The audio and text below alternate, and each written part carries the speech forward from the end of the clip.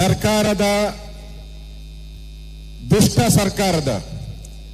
ದುಷ್ಟ ಮುಖ್ಯಮಂತ್ರಿ ವಿರುದ್ಧವಾಗಿ ನಡೀತಾ ಇರತಕ್ಕಂತ ಒಂದು ಹೋರಾಟ ಏನಿದೆ, ಇದು ಈ ಸರ್ಕಾರದ ಸಾವಿನ ಕೊನೆಯ ಮೊಳೆಯನ್ನ ಒಡ್ಕೊಂತ ಇದ್ದಾರೆ. ಅವರು ಯಾರ್ಯಾರು ರೈತರನ್ನ ವಿರೋಧ ಮಾಡಿದ್ದಾರೆ ಆ ಸರ್ಕಾರ ಉಳಿದೇ ಇಲ್ಲ ಇವತ್ತುವರೆಗೂ.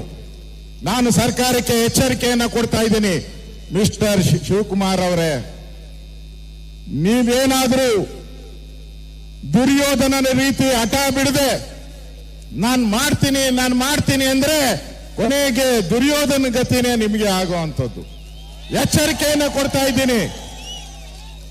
ರೈತರು 500ಕ್ಕೂ ಹೆಚ್ಚು ದಿನಗಳ ಕಾಲ ಹೋರಾಟ ಮಾಡ್ತಾ ಇದ್ದಾರೆ. ಇದು ಬೋಗಸ್ ಹೋರಾಟ ಅಲ್ಲ, ಇದು ಸತ್ವ ಇರುವಂತದ್ದು, ಜೀವ ಇರುವಂತ ಹೋರಾಟ. ರೈತನ ಮಕ್ಕಳು ಹೋರಾಟ ಮಾಡ್ತಾ ಇದ್ದಾರೆ ತಮ್ಮ ಜಮೀನಿನ ಹಕ್ಕನ್ನ ಉಳಿಸ್ಕೊಳಕ್ಕೋಸ್ಕರ. ನಮ್ಮ ಭೂಮಿ ನಮ್ಮ ಹಕ್ಕು, ನಮ್ಮ ಭೂಮಿ. ಇವತ್ತು ಪೇಜ್ ಗಟ್ಲೆ ಎಲ್ಲಾ ಪೇಪರ್ ನೋಡಿ, ಫ್ರಂಟ್ ಪೇಜ್ ಪ್ರಶ್ನೆಗಳ ಸರ್ಮಾಲೆ. ಯಾರಿಗೆ? ನಮಗೆ, ಬಿಜೆಪಿ ಮತ್ತು ಜೆಡಿಎಸ್ಗೆ ಸರ್ಮಾಲೆ ಹಾಕಿ ಅದರಲ್ಲೆಲ್ಲ ಡೀಟೈಲ್ ಹಾಕಿದ್ದಾರೆ. ನಮ್ಗೆ ಹೇಳಿದ್ದಾರೆ ಪ್ರಾಯಶ್ಚಿತ್ತದ ಯಾತ್ರೆ ಅಂತೆ. ಒಪ್ಕೊಂತೀರಾ ನೀವು? ಪ್ರಾಯಶ್ಚಿತ್ತ ಯಾತ್ರೆ ಅಂತ ಒಪ್ಕೊಂತೀರಾ? ಇದೇ ಕಳ್ಳರು, ಕಾಂಗ್ರೆಸ್ಸಿನ ಕಳ್ಳರು ಅವತ್ತು ಬಿಡದಿ ಜಮೀನು ಏನು 5 ಟೌನ್ಶಿಪ್ ಮಾಡಬೇಕಾಗಿತ್ತು. ಕಾಗೋಡು ತಿಮ್ಮಪ್ಪ ನೇತೃತ್ವದಲ್ಲಿ ಒಂದು ಸಮಿತಿ ನೇಮಕ ಆಯಿತು. ಸುಮಾರು 25 ಜನ ಅಲ್ಲಣ್ಣ, 23 ಜನ ಕಾಂಗ್ರೆಸ್ಸಿನ ಮಂತ್ರಿಗಳು, ಮಾಜಿ ಮಂತ್ರಿಗಳು. ಇದೇ ಡಿ ಕೆ ಶಿವಕುಮಾರ್ ಅದರಲ್ಲಿ ಮೆಂಬರು. ಅದರಲ್ಲಿ ಏನ್ ಹೇಳಿದ್ದಾರೆ ಗೊತ್ತಾ? ಅವರು ವರದಿ ಕೊಟ್ಟಿದ್ದಾರೆ, ಒಂದು 60-70 ಪೇಜ್ ವರದಿ. ಈ ಭೂಮಿ ಮುಟ್ಟಬಾರ್ದು, ಇಲ್ಲಿ ತೆಂಗಿನ ಮರ ಇದೆ, ಅಡಿಕೆ ಮರ ಇದೆ, ಮಾವಿನ ಮರ ಇದೆ, ಕುರಿಗಳಿದ್ದಾರೆ, ಹಸುಗಳಿದ್ದಾರೆ. ಇದನ್ನ ಮುಟ್ಟಿದ್ರೆ ನಿಮ್ ಸರ್ಕಾರ ಸರ್ವನಾಶ ಆಗೋತೈತೆ ಅಂತಾರೆ. ಇದು ಮುಟ್ಟಿದ್ರೆ ನೀವು ರೈತರಿಗೆ ದ್ರೋಹ ಬಗೆದ್ರಿ ಅಂತ ಇದೇ ಡಿ ಕೆ ಶಿವಕುಮಾರ್ ಅವರು ವರದಿಯನ್ನ ಕೊಟ್ಟಿದ್ದಾರೆ. ಈಗ ಯಾರಪ್ಪ ಪ್ರಾಯಶ್ಚಿತ್ತ ಮಾಡ್ಕೊಬೇಕು? ನೀವೇ ಹೇಳುವರು, ಇಲ್ಲಿ ಬರಲ್ಲ ಬಿಡದಿ ಮಾಡಬಾರ್ದು ಅಂತ ಹೇಳುವರು ನೀವೇ ತಾನೇ. ಈಗ ಯಾವ ಮುಖ ಇಟ್ಕೊಂಡು ಇದು ಈ ಯೋಜನೆಯನ್ನ ಮಾಡ್ತಾ ಇದ್ದೀರಾ? ಉತ್ತರ ಕೊಡಿ ನೀವು.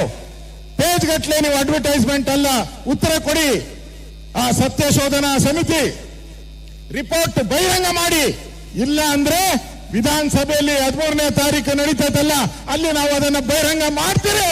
ನಿಮ್ಮ ಯೋಗ್ಯತೆಯನ್ನ ಹರಾಜಾಗ್ತೀರಿ ಅವತ್ತು ಇಡೀ ರಾಜ್ಯಕ್ಕೆ. ನೀವು ಜನಗಳ ಮುಂದೆ ಹೇಳೋದೇನು? ನೀವು ಕೊಳ್ಳೆ ಹೊಡೆಯಕ್ಕೆ ಇಲ್ಲಿ ಬಂದಿರುವಂತದ್ದು. ಬಿಲ್ಡಿಗೆ ಏನ್ ಬಂದಿದ್ದೀರಾ? ಕೊಳ್ಳೆ ಹೊಡೆಯಕ್ಕೆ ಬಂದಿರೋದು ನೀವು. 35,000 ಕೋಟಿ ಹಣ ಸಿಗ್ತದೆ ಇಲ್ಲಿ. 2,700 ಎಕರೆ ಸರ್ಕಾರಿ ಜಮೀನಿತ್ತು, ಇಲ್ಲ ಇವತ್ತು 700 ಎಕರೆ. ಇನ್ನು 2,000 ಎಕರೆ ಎಲ್ಲೋಯ್ತು ಗೊತ್ತಿಲ್ಲ ಯಾರಿಗೂ. ಎಲ್ಲರ ಹೆಸರಿಗೂ ಖಾತೆ ಮಾಡ್ಕೊಂಡ್ಬಿಟ್ಟಿದ್ದಾರೆ. ಅವರೇ ಇವಾಗ ಎಲ್ಲ ಮುಂದೆ ಹೋಗಿ ನನಗ್ ದುಡ್ಡು ಕೊಡು ಅಂತ, ನನಗ್ ದುಡ್ಡು ಕೊಡು ಅಂತ. ರೈತರೆಲ್ಲ ಕೇಳ್ತಾ ಇರೋದು, ಯಾರ್ಯಾರು ಈ ಅಕ್ರಮ ಭೂಮಿಗಳನ್ನ ತೆಗೆದುಕೊಂಡಿದ್ದಾರೆ ಅವರು ಕೇಳ್ತಾ ಇರೋದು, ರೈತರೆಲ್ಲ ಕೇಳ್ತಾ ಇರೋದು. ರೈತರು ತಮ್ಮ ಭೂಮಿಗಾಗಿ ನಮ್ಮ ಭೂಮಿ ನಮ್ಮ ಹಕ್ಕು ಅಂತ ಹೇಳಿ ಹೋರಾಟ ಮಾಡ್ತಾ ಇದ್ರೆ ನೀವು ಅದನ್ನ ಬೋಗಸ್ ಅಂತ ಹೇಳ್ತೀರಾ? ಕಾಂಗ್ರೆಸ್ ಮನೆಯಾಳ ಕೆಲಸಕ್ಕೆ ಇವತ್ತು ಬಿಜೆಪಿ ಮತ್ತು ಜೆಡಿಎಸ್ ಇವತ್ತು ನಿಖಿಲ್ ಕುಮಾರಸ್ವಾಮಿ ಅವರ ನೇತೃತ್ವದಲ್ಲಿ ನಡೀತಾ ಇರುವಂತ ಹೋರಾಟ ಯಶಸ್ವಿ ಆಗಬೇಕು. ಈ ಸರ್ಕಾರಕ್ಕೆ ಕೊನೆ ಮೊಳೆ ಹೊಡಿಬೇಕು. ನಡ್ಗೋಗಿದ್ದಾರೆ. ಅವ್ರಿಗೆ ಭಯ ಇಲ್ಲ ಅಂದಿದ್ರೆ ಯಾಕಪ್ಪ? ಅದಕ್ಕೆಲ್ಲ ಎಷ್ಟು ಗೊತ್ತಾ? ಇವತ್ತು ಅಡ್ವರ್ಟೈಸ್ಮೆಂಟ್ ಕೊಟ್ಟಿರೋದು 4 ಕೋಟಿ ರೂಪಾಯಿ ಕೊಟ್ಟಿದ್ದಾರೆ ಅಡ್ವರ್ಟೈಸ್ಮೆಂಟ್ಗೆ. 4 ಕೋಟಿ ಬಿರಿ ಅಡ್ವರ್ಟೈಸ್ಮೆಂಟ್ಗೆ. ಭಯ ಬಿತ್ತಿದಾರ ಇಲ್ಲ? ಪೋಸ್ಟಲ್ ಅಂಟಿಸಿದ ದಾರಿ ಉದ್ದಕ್ಕೂ ಭಯ ಬಿತ್ತಿದಾರ ಇಲ್ಲ? ಭಯ ಅಲ್ಲ. ಈ ಯಾತ್ರೆ ಮುಗಿಯೋದ್ರೊಳಗಡೆ, ವಿಧಾನಸಭೆ ಅಧಿವೇಶನ ಆಗೋದ್ರೊಳಗೆ ಯಾವುದೇ ಕಾರಣಕ್ಕೂ ಈ ಬಿಡದಿ ಮತ್ತೆ ರೈತರ ಸೊತ್ತಾಗಬೇಕು. ಕುಮಾರಣ್ಣನ ಸೊತ್ತುಗೋಸ್ಕರ, ನಿಖಿಲ್ ಸೊತ್ತುಗೋಸ್ಕರ, ನನ್ನ ಸೊತ್ತುಗೋಸ್ಕರ ನಾವು ಬಂದಿಲ್ಲ. ಇಲ್ಲಿ ರೈತರ ಜಮೀನು ರೈತರಿಗೆ ಉಳಿಬೇಕು. ನಾನು ಡಿ ಕೆ ಶಿವಕುಮಾರ್ಗೆ ಹೇಳ್ತೀನಿ, ಅಪ್ಪ ನೀನೀಗ ಎಷ್ಟು ದಿನನಪ್ಪ? 1.5 ವರ್ಷ ಅಷ್ಟೇ, 1.5 ವರ್ಷ, 1.5 ವರ್ಷ. ಅದರಲ್ಲಿ 6 ತಿಂಗಳು ಹೋದ್ರೆ ಇನ್ನೊಂದೇ ವರ್ಷ ಎಲೆಕ್ಷನ್ ಹೋದ್ರೆ. ನೀನು ಅಕ್ವಿಜೇಷನ್ ಯಾವಾಗ ಮಾಡ್ತೀಯ? ಟೆಂಡರ್ ಯಾವಾಗ ಕರಿತೀಯ? ರೋಡ್ಗಳು ಯಾವಾಗ ಬರ್ತತೆ? ಸ್ಯಾನಿಟರಿ ಇದೆಲ್ಲ ಬರಕ್ಕೆ 15-20 ವರ್ಷ ಬೇಕು. ಯಾರೋ ಕೊಟ್ಟಿದಾರಲ್ಲ ಇವಾಗ ರೈತರ ಜಮೀನುಗಳಿಗೆ, ಅವ್ರೇನ ಸೈಟ್ಗಳು ತಗೊಬೇಕು ಅಂದ್ರೆ 15 ವರ್ಷ ಬೇಕು ಅವ್ರ ಸೈಟ್ಗಳು ತಗೊಳಕ್ಕೆ. ಇವತ್ತು ಏಕಾಏಕಿ ಅನೌನ್ಸ್ ಮಾಡ್ಬಿಟ್ಟಿದ್ದಾರೆ ಎಲ್ಲರಿಗೂ 50-50 ಅಂತೆ. ಯಾಕೆ? ನಮ್ಮ ಹೋರಾಟದ ಫಲ ತಾನೇ ನೀವು 50-50 ಬಂದಿರೋದು. ಅದಕ್ಕೆ ಮುಂಚೆ ಬಂದಿದ್ರ 40-60 ಅಂತ ಇದ್ರೆ ಈಗ 50-50. 2 ಕೋಟಿ ಇದ್ದದ್ದು 3 ಕೋಟಿ, 3 ಕೋಟಿ ಇದ್ದದ್ದು 4 ಕೋಟಿ. ಯಾರ ಹೋರಾಟದಿಂದ? ನಮ್ಮ ಹೋರಾಟದಿಂದ, ರೈತರ ಹೋರಾಟದಿಂದ, ಕುಮಾರಸ್ವಾಮಿ ಅವರ ಹೋರಾಟದಿಂದ ಇವತ್ತು ಈ ಸರ್ಕಾರ ಬಗ್ಗುತ್ತಾ ಇರೋದು ಕಾಣ್ತಾ ಇದೆ. ಬಗ್ಗುತ್ತಾ ಇದ್ದಾರೆ. ಇನ್ನಷ್ಟು ಬಗ್ಗಿಸ್ಬೇಕು ಇವ್ರನ್ನ.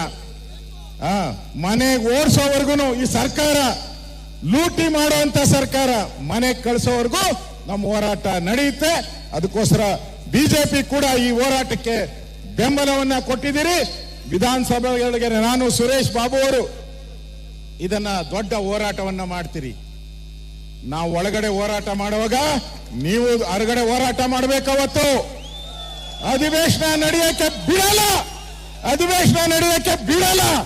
ಇದು ತೀರ್ಮಾನ ಆಗಲೇಬೇಕು. ಬಿಡದಿ ಯಾರ್ದು? ರೈತರದ, ಡಿ ಕೆ ಶಿವಕುಮಾರ್ದ ಅಂತ ತೀರ್ಮಾನ ಆಗ್ಬೇಕು. ನಮ್ಮದು ಅಂದ್ರೆ ನಮ್ಮ ಹೋರಾಟ ನಾವು ಮಾಡೇಬೇಕು. ಉಳಿಸ್ತೀರಿ. ಈಗಾಗಲೇ ನಾವು ಕುಮಾರಣ್ಣ ಅವರು ನಾವು ಡಿಕ್ಲೇರ್ ಮಾಡಿದ್ದೀರಿ, ನಮ್ಮ ಸರ್ಕಾರ ಬಂದ್ರೆ ಈ ಪ್ರಾಜೆಕ್ಟ್ ಖತಮ್. ನೋ, ಮಾಡಲ್ಲ ನಾವು ಈ ಪ್ರಾಜೆಕ್ಟ್ ಅನ್ನ. ಇದನ್ನ ನಾನು ಹೇಳ್ತಾ ಇಲ್ಲ, ಇವಾಗ ಹೇಳ್ತಾ ಇದ್ದಾರೆ ಕುಮಾರಸ್ವಾಮಿ ಅವರ ಪಾಪದ ಕೂಸು ಅಂತ. ಇದು ಪಾಪದ ಕೂಸು ಅಂತಾನೆ. ಯಾವ ಮುಖ ಇಟ್ಕೊಂಡು? ಹಾಗಾದ್ರೆ ಪಾಪದ ಕೂಸು ನೀನೇಕಪ್ಪ ಎತ್ಕೊಂಡಿದ್ಯಾ? ಬೇಡಲ್ಲ, ಬಿಟ್ಬಿಡು. ಇದೇ ನಿಮ್ಮ ಸತ್ಯ ಶೋಧನಾ ಸಮಿತಿ ಅಸೆಂಬ್ಲಿಯಲ್ಲಿ ಮಾತಾಡಿದಾಗ ನೀವು ರೈತ ವಿರೋಧಿ ಕುಮಾರಣ್ಣ ಅಂತ ಹೇಳಿದಾಗ ಕುಮಾರಣ್ಣ ಏನ್ ಹೇಳಿದ್ರು ಗೊತ್ತಾ? ರೈತರಿಗೆ ಯಾವತ್ತು ನಾನು ದ್ರೋಹ ಬಗೆಯಲ್ಲ, ಬಿಡದಿ ಪ್ರಾಜೆಕ್ಟ್ ಅನ್ನ ನಾನು ಮಾಡಲ್ಲ. ಆನ್ ರೆಕಾರ್ಡ್ ಹೇಳಿದ್ದಾರೆ, ವಿಧಾನಸಭೆ ಆನ್ ರೆಕಾರ್ಡ್ ಹೇಳಿದ್ದಾರೆ. ಅದನ್ನು ತರಿಸಿದ್ದೀನಿ ನಾನು ರೆಕಾರ್ಡ್ ಅನ್ನ. ವಿಧಾನಸಭೆಯಲ್ಲಿ ಹೇಳಿದ್ದಾರೆ, ಅದು ಕಾನೂನು. ಒಬ್ಬ ಮುಖ್ಯಮಂತ್ರಿ ವಿಧಾನಸಭೆಯಲ್ಲಿ ಹೇಳಿದ್ರೆ ಅದು ಕಾನೂನು ರೀತಿಯಾಗಿ ನಾನು ಬಿಡ್ತೀನಿ ಅಂತ ಹೇಳಿದ್ದಾರೆ. ನೀವ್ಯಾಕೆ ಮಾಡ್ತೀರಿ? ಅದು ನಮ್ಮ ಸರ್ಕಾರ ಇದ್ದಾಗ, JDS ಸರ್ಕಾರ ಇದ್ದಾಗ ಇದರ 4-1 ನೋಟಿಫಿಕೇಶನ್ ಆಗಿದೆಯಾ? ಇಲ್ಲ. 5-1 ಆಗಿದೆಯಾ? ಇಲ್ಲ. 6-1 ಆಗಿದೆಯಾ? ಇಲ್ಲ. ಅವಾರ್ಡ್ ಆಗಿದೆಯಾ? ಇಲ್ಲ. ಮಾಡಿದವರೆಲ್ಲ ಕಳ್ಳರು ನೀವು. ಅದೇನೋ ಮೊಸ ತಿನ್ಬಿಟ್ಟು ಮೇಕೆ ಮೂತಿಗೆ ಒರೆಸ್ತಾರಲ್ಲ, ಹಂಗೆ ನಮ್ಮ ಮೂತಿಗೆ ಒರೆಸ್ತಾರೆ. ಹಂಗೆಲ್ಲ ಆಗಲ್ಲ.